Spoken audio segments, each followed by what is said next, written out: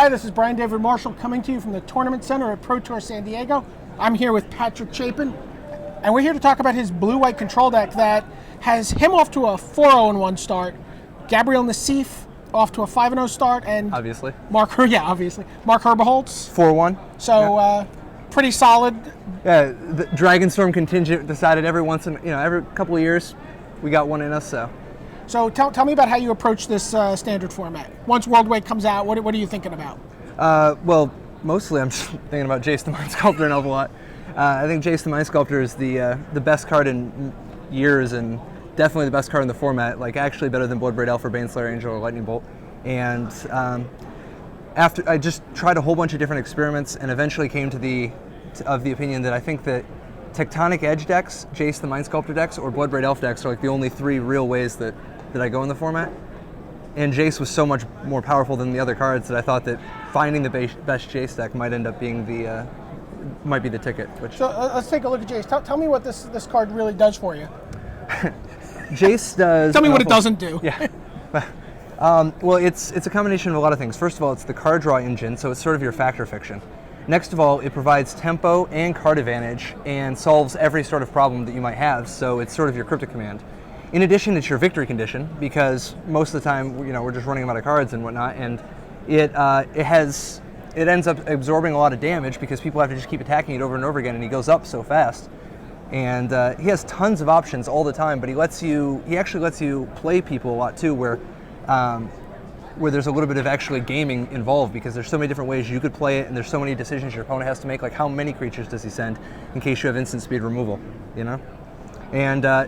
And part of the theory behind this deck is that if Jace is the best thing that somebody can do in Type 2, then playing Jace a turn earlier must be even better. Everflowing Chalice is one of the cards we talked about yesterday in the preview piece. This card seems fantastic if you're playing Wrath of God, if you're playing Jace the Mind Sculptor. Just you get to your 4-drops on turn 3. We haven't had a Signet in a long time. Well, and here's the thing. A lot of people were talking about it being a bad Signet, but it's actually possibly the best Signet ever. Like, you just get as many Mind Stones as you want.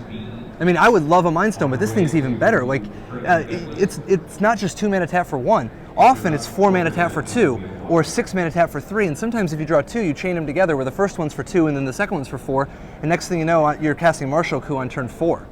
You know what I mean? So it sort of plays a little bit like a Tron type of thing. Plus, it lets you do things like actually just cast Iona.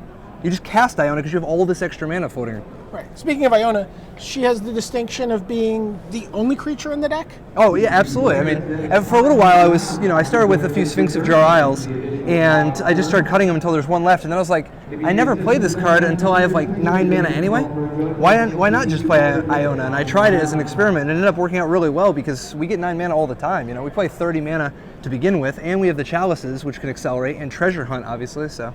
Yeah, it was interesting. We were talking yesterday in the preview piece about the Jace, and we were wondering if anyone was actually going to, use the ultimate on Jace to win a game. And you said, oh yeah, I mean that's our plan. That's how I don't know if I killed anybody without Jace.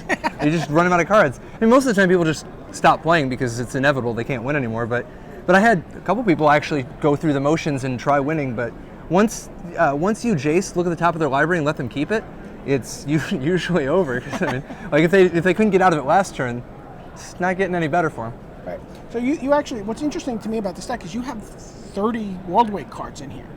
Yeah, between the deck and sideboard, I mean the main deck is built around Jace the Mind Sculptor, Treasure Hunt, and Halimar Depths as a card draw engine, with Everflowing Chalice to accelerate us and give us even more mana, and then Tectonic Edge actually lets us beat all the other Jace decks just by having mana advantage with our Chalices and hitting their tri-lands. And then also the Tectonic Edge gives us a defense against the man lands, which could be problematic for Oblivion Rings and Day Judgments. And then the Celestial Colonnade is actually supposedly our backup victory condition, but in reality, often he's just a extra blocker. You know what I mean? Right.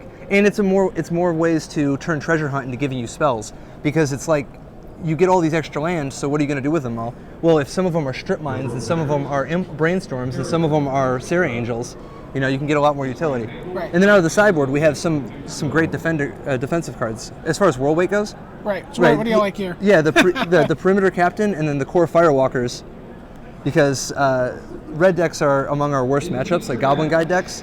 and Kor Firewalker and Perimeter Captain are just more ways to defend against that. And the rest of it's, fairly Pretty standard. Yeah, just more of all the cards so that we can tweak our deck to be better against it, and then the standard Baneslayer Angels that you board in against almost everybody. What's your best matchup? If you could sculpt the last 5 rounds of this I tournament. would play against green creature decks and white creature decks over and over and over again. And what would you like to avoid?